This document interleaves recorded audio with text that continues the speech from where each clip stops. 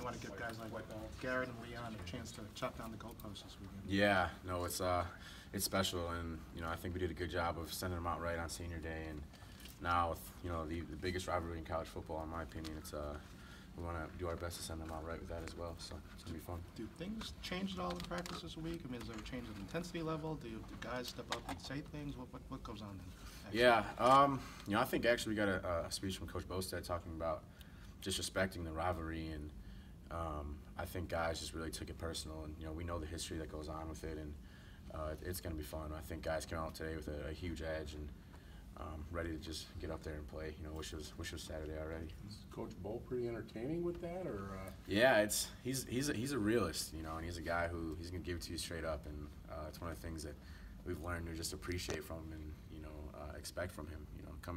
Him being in our room, it's exciting. I think we get a taste of that every day. So I think a lot of fans are looking at this game and saying that you guys will just take care of Minnesota. Let's look at Ohio State and break that down already. But is it pretty easy to not overlook this game when it's such a big rivalry? Yeah, it's very easy. All you have to do is look at the history. Joe Ferg actually told us today a story about 1993, I want to say, is when a Badger football team went up there undefeated and lost to a Minnesota team and got out of those big-time talks, and that's something that we don't want to do. And just going into this week, the only thing that's on your mind is the Axe, and it's all over our locker room and everything like that, and we want to keep that case full for sure. TJ, what did you know about Bostad when he was named your position coach, and how has he helped mold you and this group into the kind of players that you have been the last couple of weeks? I mean, I knew he was a great O-line coach and had great players play for him, and we knew that he was a down-to-earth guy who's going to give it to you straight up. And it's definitely a different style. He's a guy who does things differently, and it's cool. I think we've been through a rotation of 3 different guys now, and got to see 3 different coaching styles. But you can just expect the same thing from every day. He's going to keep you level, and as good of things we've done this year, he's always going to be there to tell you, like, we're not even close to done yet, and keep you level-headed. So it's great to have him. Is there something he's done with you or said something, because he's very blunt, like I'm sure you Yep. know. Is there something he's done with you that maybe was different than your previous position coaches that you've really taken to heart? That you can repeat, I should say. Yeah, right. So some things I can't say for sure, but I just think not to look too far into anything and really just do your job. He's such a big guy in a team, team football, and if someone is off by an inch, it could be a make it or break it play. And I think coming from an O-line coach, it's with their steps being so specific and things like that, that's kind of how it works. And he's definitely adjusted to linebacker, and he absolutely loves the physicality of it. And I think he brings it out of you and makes you want to do that as well. So it's been fun. TJ, what do you know about Dick Butkus and to have your name attached to his name? Yeah, it's a great thing to be mentioned in, and among all those top guys, and just being a physical linebacker, I think that's what I take from him, and just having a great IQ for the game. But without that D-line and all those guys, I'm not even close to mention there, in my opinion. But those guys are, they make our jobs easy, and it's cool to be mentioning that. But it's a lot of other guys that partake in that as well. So you've seen video of him. Do you play at all like Dick Butkus? It's tough. I think. That's tough to say.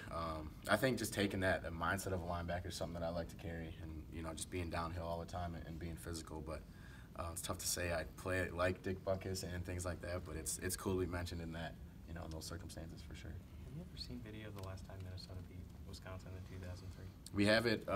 We have it up on our it's a reel. It's a highlight reel, and it shows every game. So we've seen all of them, and then.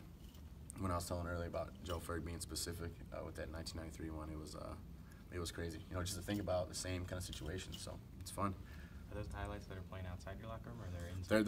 There's different ones inside as well that show everything, not just the wins. So are those Minnesota wins in black and white, TJ?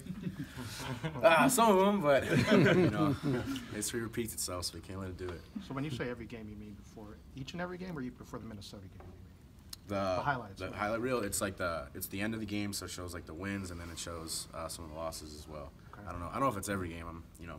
It's hard to sit there and watch it for an hour, but it's right. Yeah. Okay. TJ, how much has Andrew Van Ginkel added to this outside linebacker? Because they don't usually go the junior college route. It's Yeah. There's something special in him. How much has he added to you guys in the front seven? Yeah, I think depth. First of all, Rip's a guy who can go in there and he can be a key factor, right away, and give Leon and Dooley a break when they need it, and we won't lose anything with him being in there. And I almost think of him like a Schobert. He's so slippery and quick. He uses his hands well, and he's not 250 like Dooley, like a huge guy, but he can absolutely get after the pass rush, and he's been great. And I play next to him on punt, so I have a little relationship with him as well, and he's been awesome to have. Does that Schobert comparison also come like the laid back guy? Yeah. On the field? He seems totally like a. He's cool, California man. surfer. He's just right. He's just like we call him Rip, and he's just cool. Other side of the pillow, man. He's laid back, sunshine. But no, he's a great guy. I never hear him complaining or anything like that. He's always got a smile on his face, and that's someone you want to be around for sure. What does Rip mean? I actually Van don't know. Ginkel. Yeah, Rip Van Ginkel. Rip Van Ginkel. Yeah. Coach Herring actually called him that, and we kind of just kept running with it right after. It was funny. What do they call you? I don't even know. I don't want to know.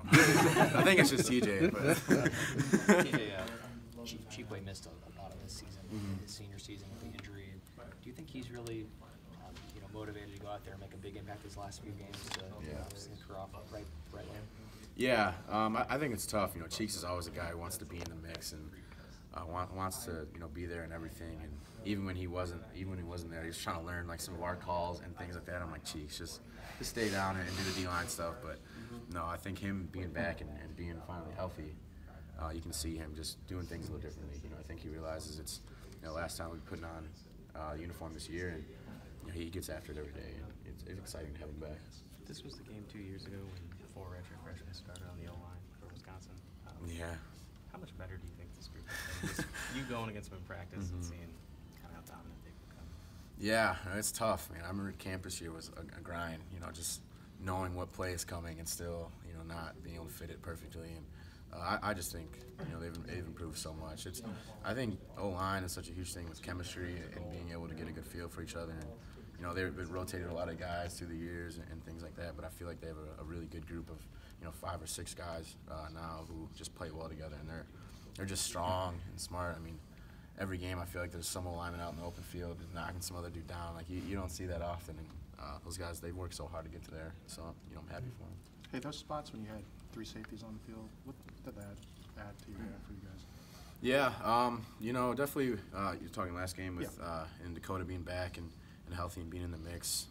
We just felt like they matched up well with some of their personnel, and they were also physical enough to be in the box with them. So, having them out there, it's almost like a safety net. You might miss them underneath coverage, but they're going to be right behind you, flying around. I'm sure we'll see some of the same going forward, but it's a good package. TJ, some of those D lines haven't been around so long. They might have played in that 2003. Right. What do you think of that group and what they've contributed to this defensive legacy that you guys have built up? I mean, I think the world of that group, and definitely the closest group we have on the team with a bunch of different goofy personalities, and it's just a group who goes to work every day. Know what they have to do, and they get it done. And I think this year they've worked so hard in their pass rush, and they've been able to beat all their mismatches this year, and just been able to get after the quarterback. It's something that we needed them to do to be successful, and they've done it up to this point. So it's fun. And, us linebackers, we appreciate them, like crazy, because, without them we couldn't do what we do.